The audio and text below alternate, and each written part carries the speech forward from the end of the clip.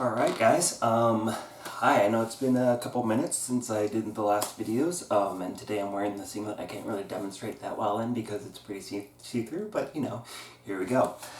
Alright you guys, what I wanted to kind of talk about today a little bit was kind of how to look at martial arts and combative styles such as submission wrestling, jiu-jitsu, judo, sambo, collegiate wrestling and all that. And I wanted to kind of chime in on this argument debate that people have had forever and ever on, which martial art is the best and all that. And really, I don't think that that's really the most valid question to be asking. And the reason why I say that is,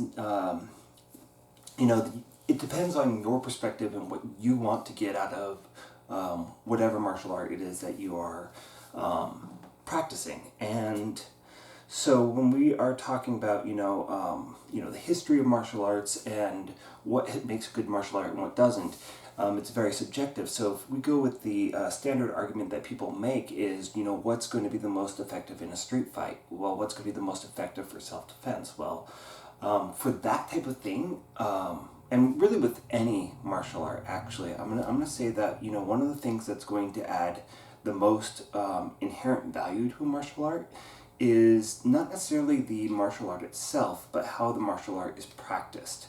And so to go into a little bit of history here, one of the leading martial arts that was very, very popular for a long time, and it's not going to surprise you, was karate.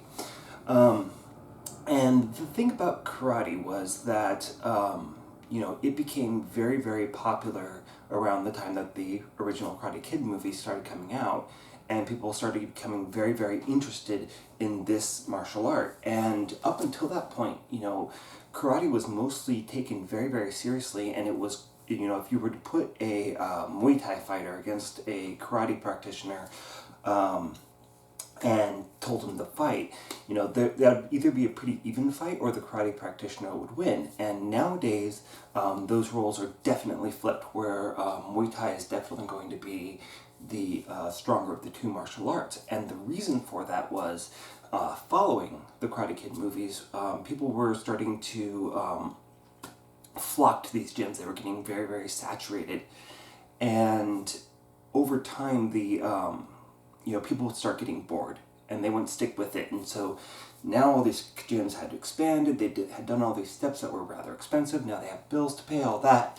And they had to figure out a way of keeping people interested. And so what happened was that they would start promoting people really, really fast, and they would stop emphasizing sparring.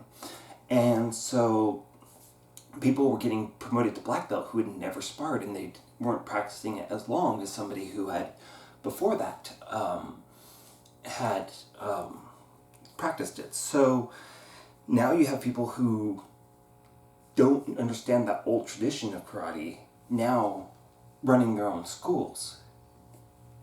And so the martial art over the last 30 or so years has become rather watered down because of that. And we're starting to see that a little bit with jiu-jitsu as well.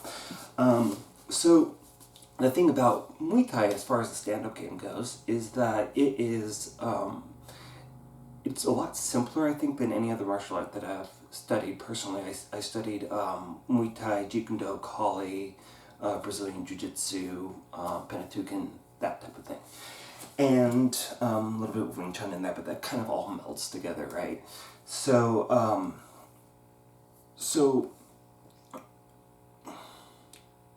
what makes Muay Thai, it's a very simple martial art. It doesn't have it doesn't really have a kata that it follows as you would see in karate or Wing Chun or anything like that.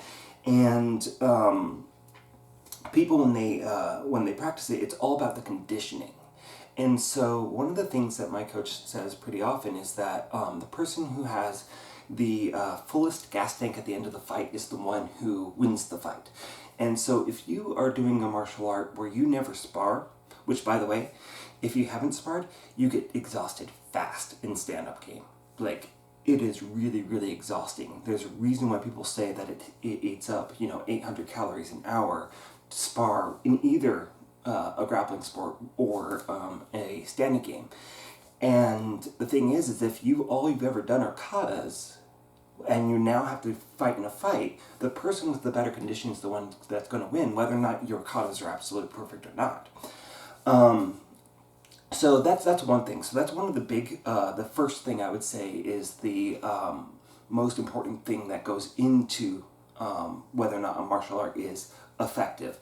And that's going to be, how do you condition? How do you train it? Do you train it and do you spar, right?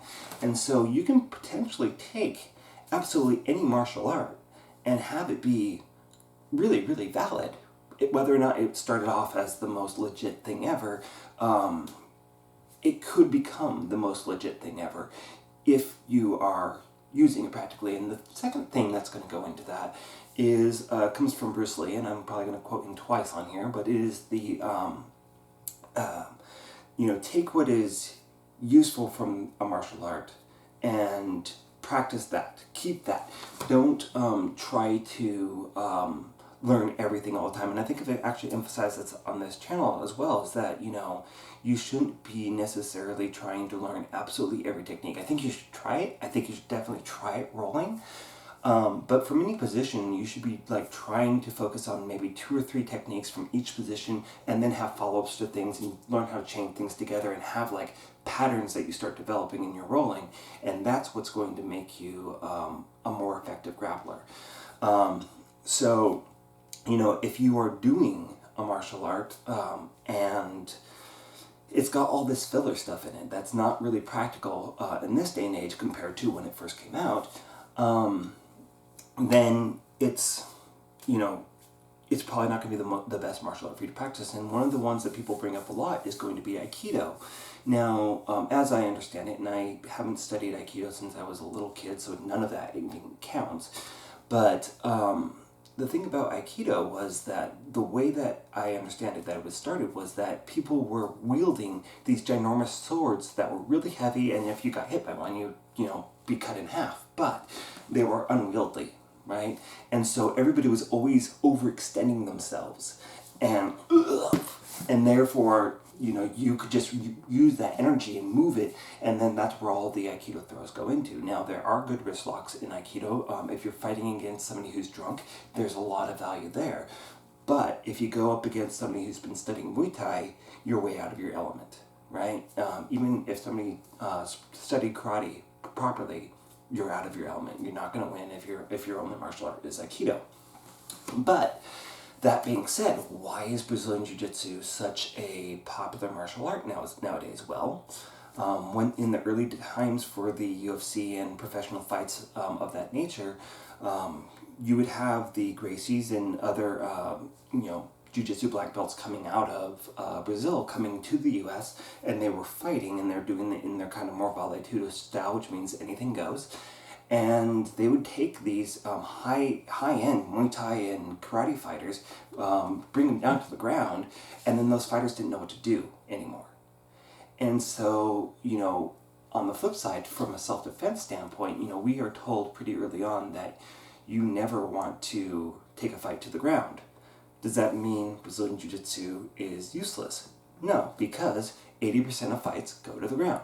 So if you're looking at kind of like a martial artsy kind of self-defense-y type of perspective on, which martial arts you pick, well, which ones make you spar a lot, and which ones, work on conditioning, and do they work on the standing or on the ground? And, when we talk about, mixing martial arts, well, you need to have a good standing game, you need to have a good ground game, because that's where fights generally tend to go. So the last thing I'm going to kind of throw out there when we're talking about the value of a martial art is also how does competition work? And that is where, we start seeing different things happen. Now, if you talk to a judo guy or a wrestling guy about Brazilian Jiu-Jitsu, they will say that, they don't, the Jiu-Jitsu guys move slow. They do. We do. I absolutely agree to that. They take their time. And if you're in a life or death situation, maybe you don't want to be moving at that pace. It has been my experience, and granted, I've never been in a life or death situation, but when I've fought against people who had no experience or were just wrestlers in the past or whatever, the slow and steady method that jiu-jitsu does has been quite effective for me. And understanding, like, if somebody's coming at you with no experience whatsoever, the slow and steady method actually works because they're making all kinds of mistakes and they're not controlled about anything, and that's going to hurt them in the long run. So, but that being said, there is something to be said for being able to move on your feet and think fast, which you're going to get with judo, because, and this comes back to how competition works with Brazilian Jiu-Jitsu. You know, we don't spend much time on our feet. We get to the ground and we roll. Whereas a judo person, depending on the competition, but generally speaking, you have 10 seconds on the ground where you actually have time to submit somebody. If you don't submit them in that time, well, you have to restart. You gotta get back up to standing.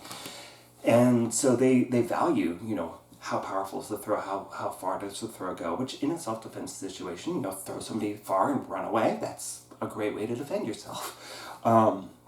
But that being said, because, you know, they have 10 seconds on the ground, they don't have a long-term ground game strategy if the fight goes there.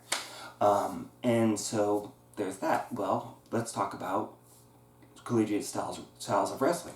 Well, Greco-Roman, you can't attack the legs in Greco-Roman, and you're trying to pin, right? Same thing's true with folk style freestyle, is you're trying to pin, and if your both shoulders touch the mat at any given time, whether the person's holding you down or not, you might lose. So people don't tend to play from the back in wrestling.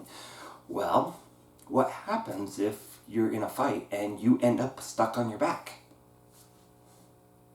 You know, what if you end up in the guard-like position? Are you just going to sit there? Well, no. And so that's where the jiu-jitsu starts to take over. But, you know, jiu-jitsu guys tend to not like to play the standing game very much. It takes a lot of energy. Wrestling guys spend all their time up there. Judo guys spend all their time up there. And so there's a weakness in submission wrestling, there's a weakness in Brazilian Jiu-Jitsu that you don't have in collegiate styles. They have their own weaknesses. The same thing's true of judo. Judo tends to, you know, do all of its trips and throws from a very upright position. Well, what happens if somebody goes into a wrestling stance where their posture's really low and broken? Well, judo's not going to work as well. So, you know, jiu-jitsu tends to kind of be somewhere in the middle as far as between wrestling and judo when it comes to the standing game. And so, you know, that's again going to be the holes in that. You know, we talked about the holes in the stand-up only games, such as Kali or Muay Thai or karate or something like that, right? Even capoeira to a certain extent. Capoeira mostly is focused on kicks. Same thing with Taekwondo, which people criticize for being just flashy. So when you're picking a martial art, you know, if you're doing it for self-defense, really start looking at how does competition work, right? What do they emphasize? What do they de-emphasize? Where are the holes in the martial art? Because no martial art is perfect.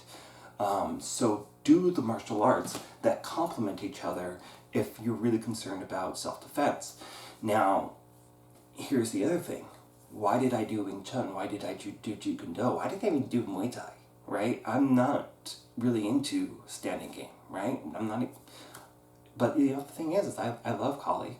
I love Muay Thai. I love Jeet Kune Do. I love Wing Chun, and I love all that. But it's not where my focus is. But there's a beauty to those martial arts. And I enjoyed that beauty, and I loved learning the patterns, and I loved learning katas, and I loved learning all those different things that those martial arts had to do, even if I don't take them particularly seriously as something I practice. Not necessarily that I don't take them seriously, but it's not something that I devote a lot of time to.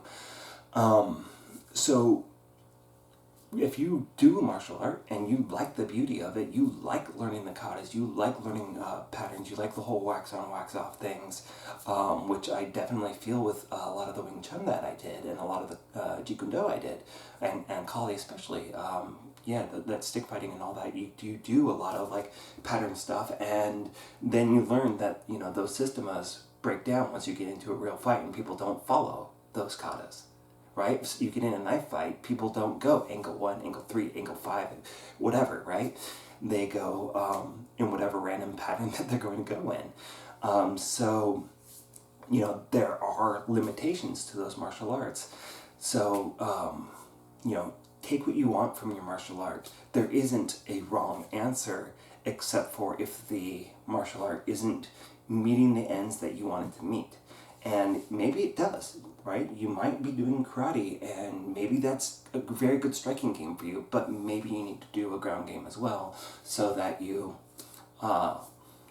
can benefit from both, right? So that's my 2 cents on the whole martial arts debate. I don't think that, you know, any one martial art, as far as like your mainstream ones, are going to be completely useless. I think that there are a lot of McDojo ones out there that I've seen where, you know, the instructors always look awkward, really, really awkward. And that's kind of like my big red flag, other than the fact that I've trained enough martial arts to know the difference. But generally speaking, yeah, the less awkward the teacher is, the more likely that the martial art is at least somewhat legitimate.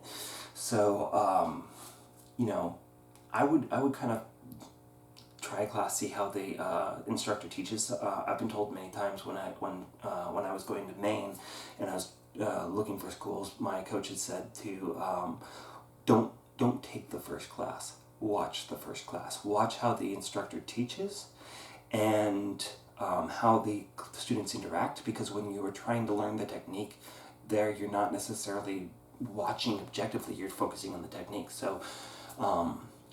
You know, see whether or not that instructor is going to be meeting your ends.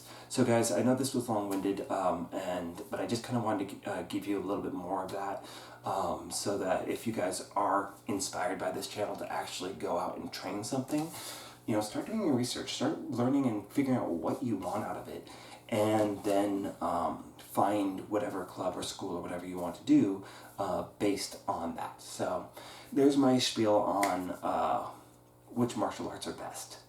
The answer is none. So, yeah, we'll get on here in just a second.